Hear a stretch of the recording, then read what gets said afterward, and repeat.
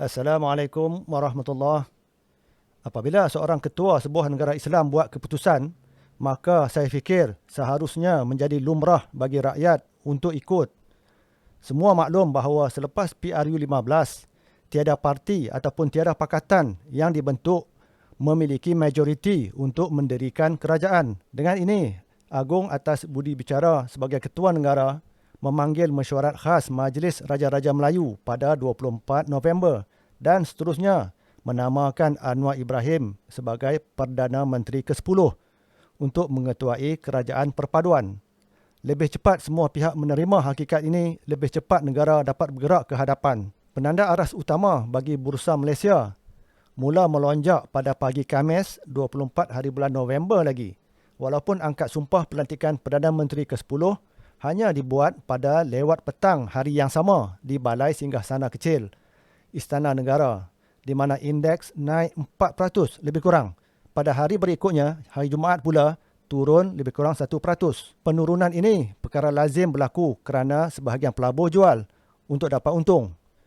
Suatu permulaan yang baik ke arah pemulihan ekonomi, walaupun masih terlalu awal untuk kita buat kesimpulan. Ini kerana perjalanan masih jauh dan sukar sebenarnya.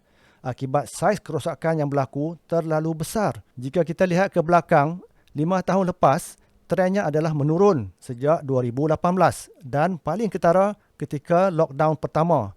Memang parah. Selama 4 tahun, ekonomi kita rosak. Antaranya disebabkan oleh ahli-ahli politik yang bergaduh sesama sendiri. Tuduh-menuduh sesama mereka. Maka mereka salah guna institusi kehakiman, institusi peguam negara, SPRM, lembaga hasil dalam negeri dan sebagainya. Kos kerosakan yang berlaku ini perlu dibayar. Siapa bayar? Tentunya rakyat menerusi aset rakyat ataupun aset negara.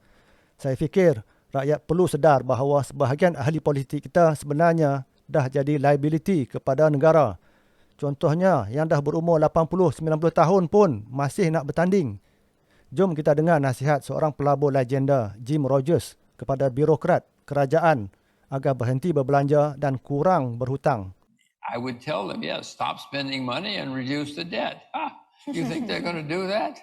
Oleh itu, kita alu-alukan pengumuman Perdana Menteri ke-10 agar anggota kabinet berjimat dengan lebihan peruntukan itu dipulangkan kepada golongan susah. Perdana Menteri sebut, kalau boleh jimat sama ada RM100, RM1,000 atau RM10,000, ia boleh dipulangkan kepada golongan susah. Ini satu contoh pembaziran selama ini oleh menteri-menteri yang didedahkan oleh Perdana Menteri. Amalan dari dulu apabila setiap menteri berpindah atau ditukarkan akan guna RM300,000 hingga RM500,000 untuk baik pulih pejabat, termasuk membeli kerusi dan meja cantik. Begitulah borosnya menteri-menteri kita sebelum ini. RM500,000 dihabiskan semata-mata nak menunjuk guna duit rakyat, bukan duit sendiri. Ini satu kementerian sahaja. Atas sebab ego dan nak menunjuk saja boleh habiskan jutaan ringgit. Saya nak tambah di sini sebagai contoh, iaitu geran penyelidikan yang diberikan kepada penyelidik-penyelidik di universiti oleh MOSTI. Ratusan juta ringgit diperuntukkan setiap tahun. Ini juga perlu perhatian kerana spiritnya adalah kena habiskan semua.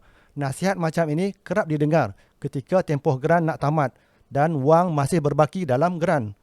Wang diperlukan untuk penyelidikan, tapi kita bimbang berlaku pembaziran. Begitu juga dengan kementerian-kementerian lain yang menerima peruntukan wang yang besar seperti Kementerian Pelajaran dan sebagainya. Hakikatnya, budaya dalam tadbir urus kerajaan adalah habiskan peruntukan yang diberikan. Kalau tak habis, bukan pencapaian yang baik, tak tepati sasaran dan sebagainya. Ini berbeza dengan sektor swasta. Jika tak habiskan peruntukan, maka itu terbaik, dipuji. Dalam kerajaan, soalan lazim adalah kenapa tak habiskan peruntukan? Yang tak habis tu kena pulangkan balik, rugilah. Di sektor swasta, tak habiskan peruntukan baik untuk syarikat. Syarikat suka pekerja macam ni. Justru, budaya tidak sihat seumpama ini yang telah sebati dalam perkhidmatan awam ini antara perkara utama yang perlu diubah dalam usaha memulihkan ekonomi negara. Dan kali ini, dalam senario politik yang tiada siapa peroleh majoriti, rakyat akan jadi pengadil dan akan tegas terhadap semua wakil rakyat. Sekadar itu perkongsian kita hari ini.